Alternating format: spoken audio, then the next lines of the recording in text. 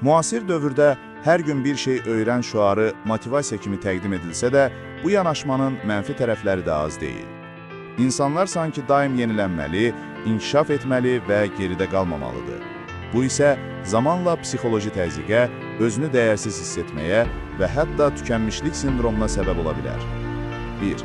Davamlı təzyiq hissi.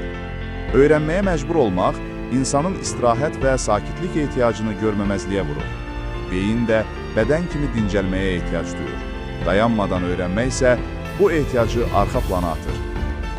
2. Özünü başqaları ilə müqayisə.